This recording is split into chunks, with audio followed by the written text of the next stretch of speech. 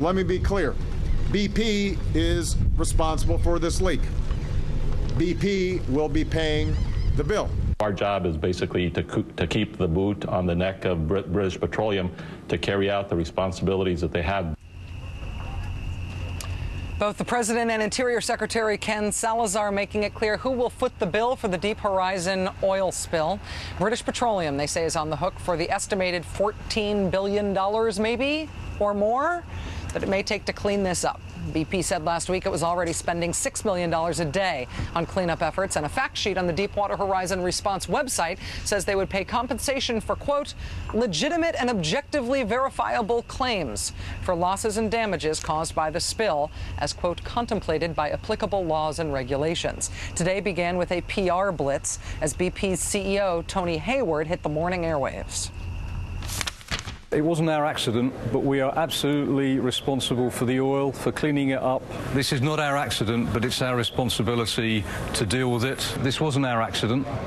This was a drilling rig operated by another company. It was their people, their systems, their processes. Mr. Hayward treading that very thin line, simultaneously taking responsibility and assigning blame to Transocean, the world's largest offshore oil well drilling company, the owner of the Deepwater Horizon rig. The rig's blowout preventer failed to stop the flow of oil. Facing dozens of lawsuits, BP is doing damage control for its reputation and maybe its liability, given that the environmental damage has been and continues to be done. Despite all of this, it is not certain how much BP is going to wind up paying.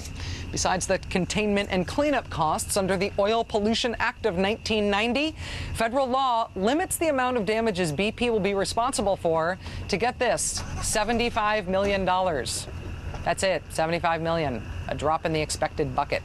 That limit on liability is the target of the Big Oil Bailout Prevention Act, which was introduced today. The bill seeks to raise the cap on liabilities from $75 million to $10 billion. Joining us now is Democratic Senator Bob Menendez of New Jersey, who is a co-sponsor of the Big Oil Bailout Prevention Act. Senator Menendez, thank you very much for your time. Thank you for joining us. Good to be with you, Rachel, and thanks for being in Louisiana. Your legislation would raise the liability cap from $75 million way up to $10 billion. If it passed, would it take effect immediately? Would it be retroactive to include this disaster here behind me? Yes, we have a precedent for that. Superfund ultimately is the cleanup of toxic waste sites that were, made toxic by polluters in the past. So this is basically the provision that a polluter should pay. And in this case, that's BP and Transocean. In exchange for that cap that exists now on liability, that $75 million cap, the Oil Pollution Act of 1990 also imposed a tax on oil companies, 8 cents for every barrel they produce in this country or that they import. If you were going to raise that cap from $75 million to $10 billion, would we expect that would mean a big new tax on oil, a change in the cost of oil? Well, actually, BP just posted $5.5 billion in profits for the last quarter, not revenues, profits.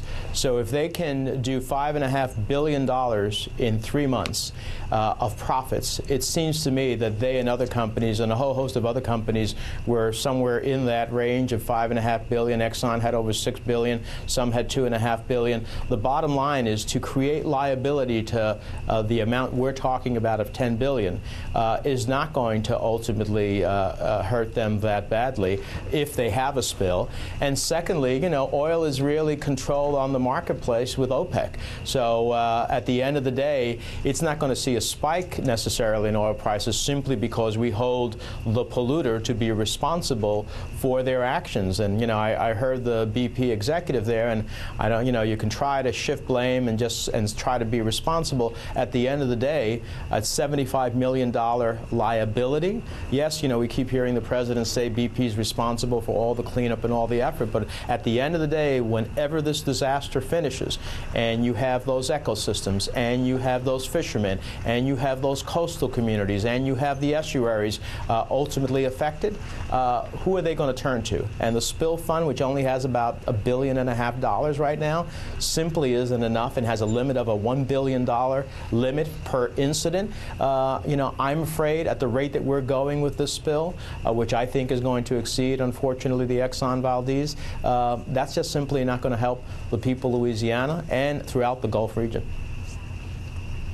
Senator Menendez spending the day down here today talking to fishermen, thinking about the Exxon Valdez, not only how it set precedent here in terms of the laws that were passed after that, how it established that the spiller would be responsible for the cleanup, but also thinking about what happened to the fishermen who paid the most direct cost of the most direct human cost of that spill.